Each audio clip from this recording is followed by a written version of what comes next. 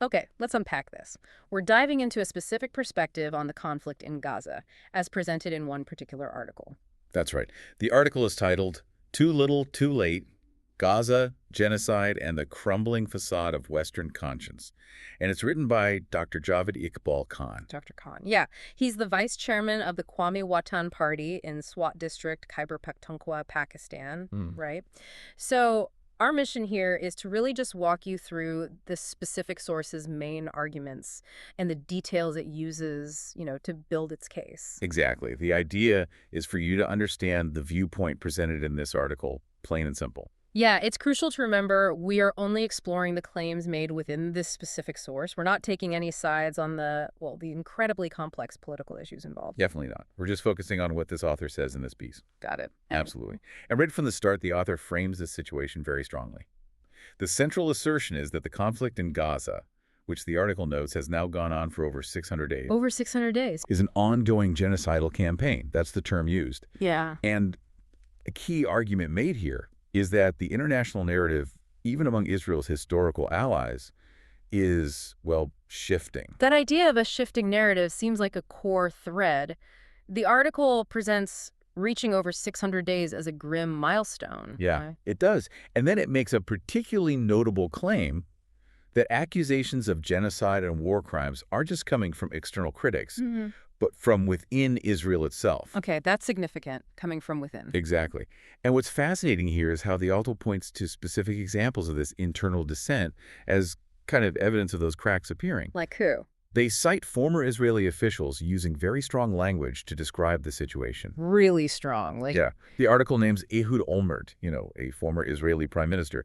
It says he described the conflict as genocidal and a war of annihilation. Olmert. Whoa. And the author makes a point of noting his past affiliation with Likud, suggesting that makes the statement even more revealing, perhaps. Interesting context. Is he the only one mentioned? No, it's not just politicians. The source also mentions former Army Chief of Staff Gadi Eisenkot, Okay. who it reports has similarly condemned the war as genocidal. And beyond these big names, the article really highlights the voices of medics and healthcare workers on the ground. Right, the people actually there. Presenting them as crucial witnesses, exposing the humanitarian crisis, including starvation and alleged deliberate targeting. That's the picture the source paints. So the article positions this internal dissent as a key factor, forcing a kind of reevaluation globally. That seems to be the argument. And from there, the author turns critical eye towards the Western response.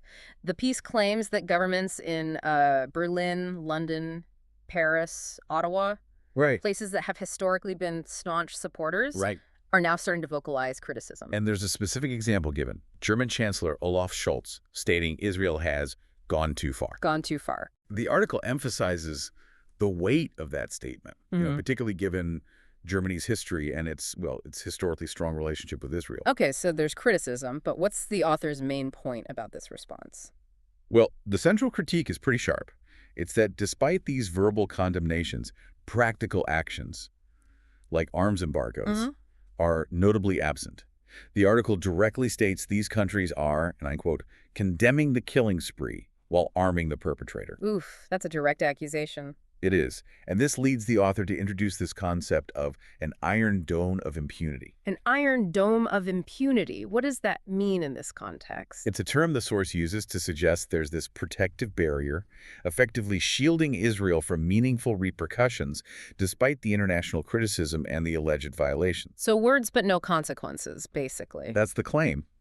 The article argues that political will in Western governments lags way behind the public and activist outcry.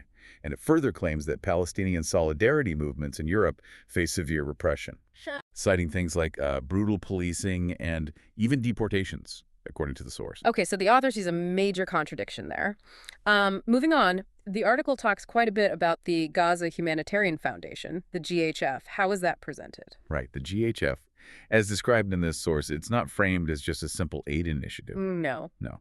The article states it was created through a coalition involving American and Israeli military contractors. Right. And the author seems to view it primarily as a, quote, political tool rather than a genuinely humanitarian effort. A political tool. Yeah. And does the article give examples of why the author sees it that way? Yes, it recounts a profoundly disturbing event. It ties to the GHF's operations. a catastrophic first aid distribution incident in Rafah. Oh, I think I remember hearing about that. What does the source say happened? The source details scenes of, well, stampedes, gunfire, and deaths among desperate Palestinians trying to get aid.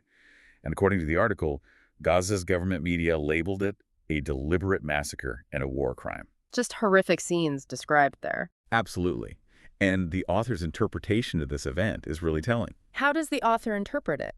The article uses it to illustrate the argument that the blockade and what it calls starvation tactics are presented not merely as unfortunate consequences of war, Right. but as deliberate strategies. That's the claim. The source also claims that none of the major international aid organizations endorse the GHF. They don't endorse it. Apparently not, according to this source. And they reportedly warn that it serves as a kind of cover for ongoing actions. Okay. And there was another striking claim in this section, too, wasn't there, about Netanyahu? Yes, one of the most pointed claims, the assertion that Netanyahu has explicitly admitted the GHF is designed to placate international criticism, Wow. while simultaneously ensuring the flow of weapons continues and the war persists. That detail, if accurate as presented in the source, is certainly highlighted by the author as, well, evidence for their argument about the GHF's real purpose. Exactly. That point really underscores the author's perspective on the GHF, seeing it as strategic, not purely humanitarian.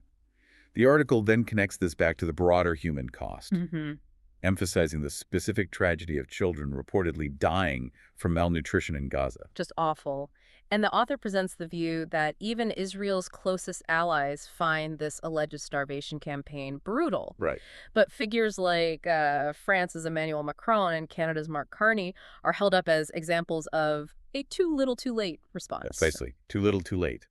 The source argues this kind of delayed response echoes a pattern the author sees in a broader liberal tradition, What kind of pattern? where leaders, speak out only after the opportunity for meaningful intervention has passed. Perhaps, the author suggests, more to preserve their own reputations than to actually enact timely change. That's a pretty pointed analysis of potential motivations there. It is. The article then circles back to this tension between official statements and those internal voices we talked about. Right, the dissent from within Israel. Yeah. It details how, according to the source, Israeli officials, led by Netanyahu, reportedly dismiss war crime allegations by labeling them as anti-Semitic. Okay, the official line. But, as we discussed earlier, the source highlights how this official denial is challenged by prominent Israelis like Olmert and Eisenkot, who are making such accusations themselves. So the internal critique contradicts the official narrative. How does the author interpret that dynamic? Well, the author's view seems to be that this internal dissent exposes Netanyahu's vulnerability, his fragility under pressure. Okay. However, they also suggest it might paradoxically allow the world to sort of scapegoat him personally. Scapegoat him? How? Which, in the author's view, deflects attention from the article's main claim of a state's systemic perpetration of genocide. So focusing on the individual leader rather than the broader system. I see the argument there.